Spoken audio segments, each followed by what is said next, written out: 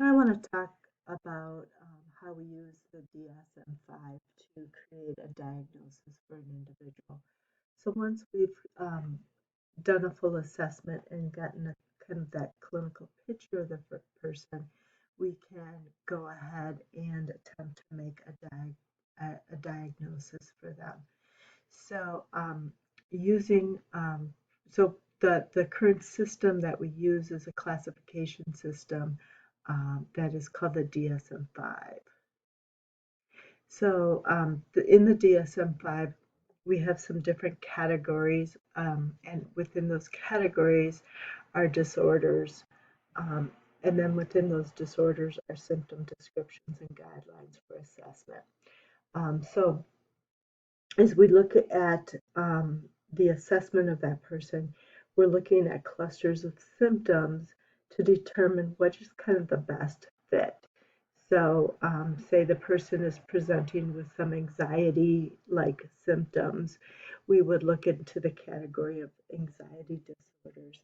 And then in that category of anxiety disorders, we can break it down into different specific disorders that kind of determine what is the best fit for of a diagnosis. Okay. Um, so with that, just a little bit of history on the DSM-5.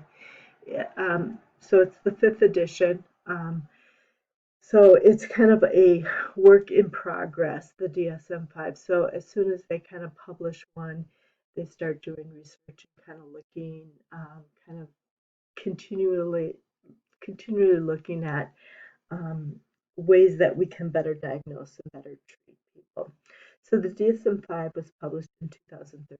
So before that was the DSM-4 TR, which is just the revision of the DSM-4. The DSM-4 came out, I believe, in 1938, 1983. I'm sorry.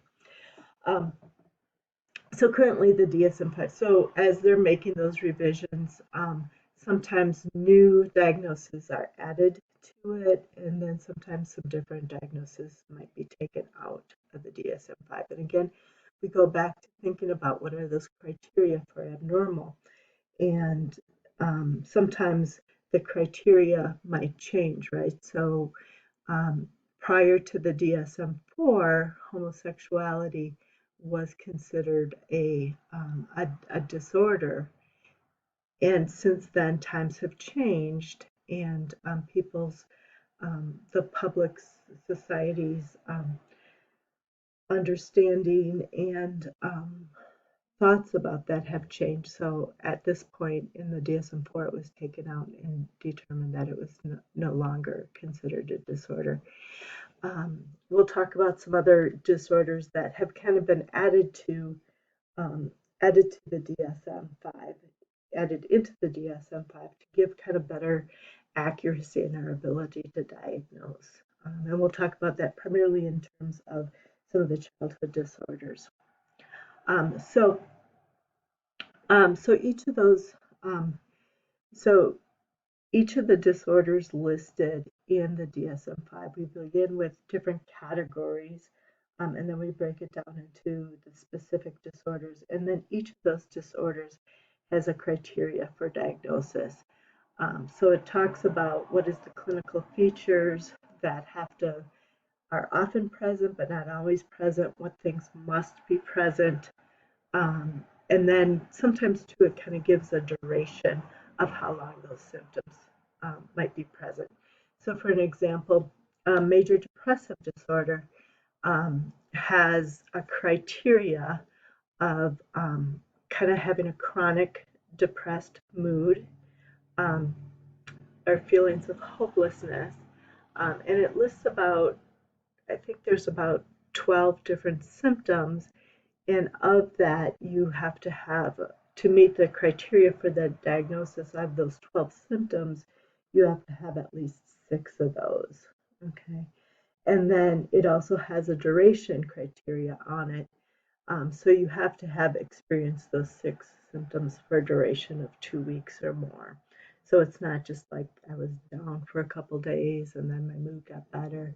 it's more of a chronic. This is where we kind of look at the cutoff point of it becoming um, a clinical depression in this case. Okay, so when we look at those disorders, we'll see that there's a prescribed criteria that people have to meet in order for to have that disorder.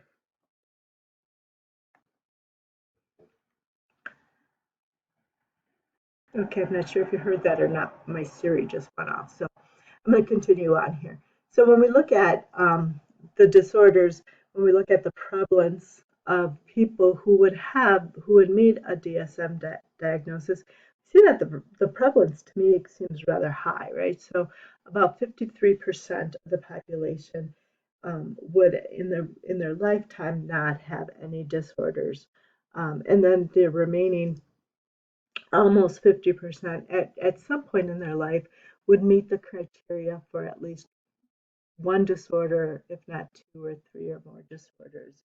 One thing to think about when we talk about mental health is that, when we talk about the disorders, some of these disorders are chronic disorders, meaning that people would have these issues for a long period of time, and it might be something that they have to manage for a long period of time. However, many of the disorders might go into remission, or you might just have an episode or an incidence of the disorder and not have a reoccurrence, or maybe down the line have one or two more episodes. So when we talk about mental health issues, probably the majority of them are not chronic, especially when we talk about depression and anxiety. Um, do we have a cure for them? I guess we don't really necessarily know because we don't know what life's going to throw us. Sometimes we could have another episode. Um, but we'll talk, it kind of depends on the disorder, um, about what the prognosis is for that. So that part will kind of vary as we go along, looking at the different diagnoses. So again, the DSM-5 has two categories that you have two parts of the information that a clinician needs to provide. The first is the category or the actual disorder. So it might be generalized anxiety or major depressive disorder, bipolar disorder. It's kind of the title of the disorder. So it's that disorder itself. But then we also talk about the dimension or rate how severe that the symptoms are. So we might talk about having a mild depression or a moderate depression or a severe depression.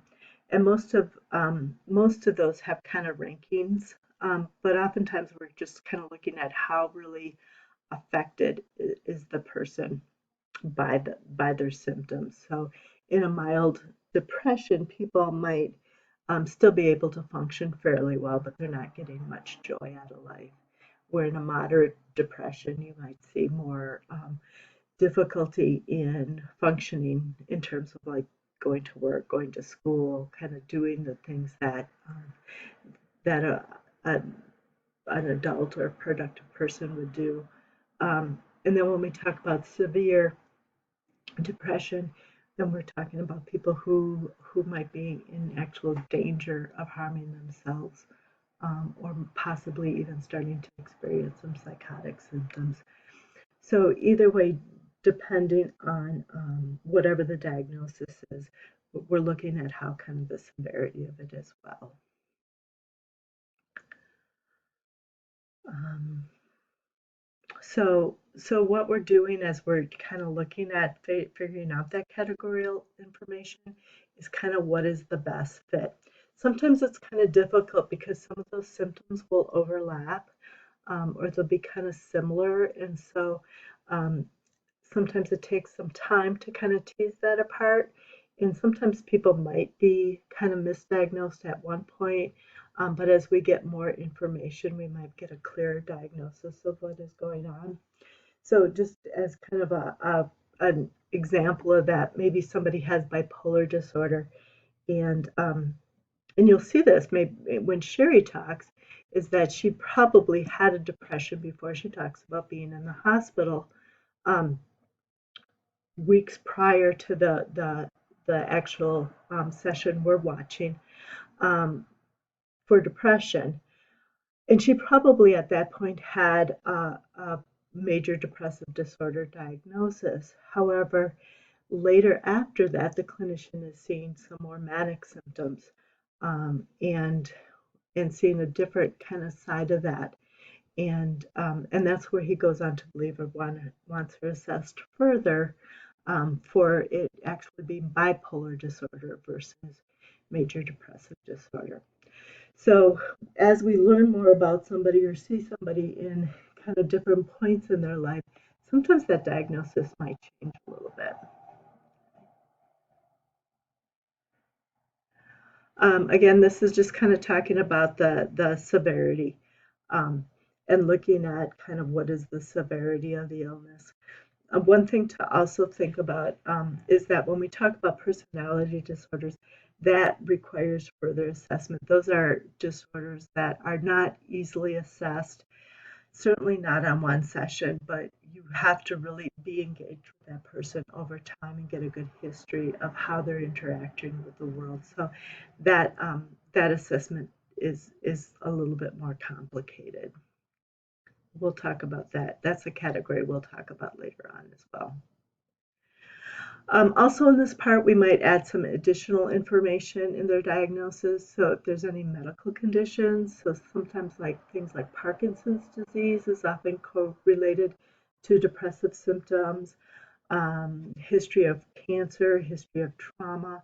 Those are some things that might we want to indicate that clinicians believe are kind of playing an impact into the disorder. So then looking at kind of the reliability, how effective is this system?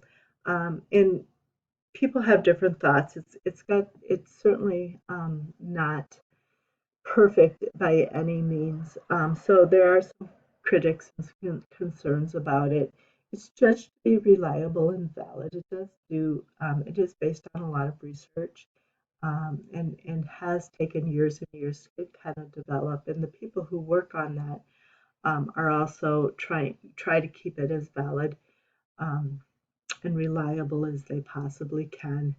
Um, it's somewhat of a double-edged sword, though. As we look at that, um, let's go to this part here.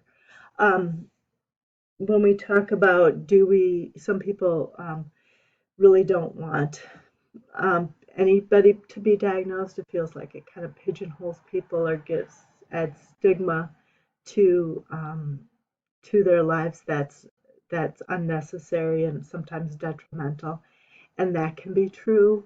On the other end, if we don't have a diagnosis, then insurance won't cover it, and so people can't get treatment without that diagnosis. So it's kind of weighing that issue, looking at how do we diagnose people, and should we be diagnosing them.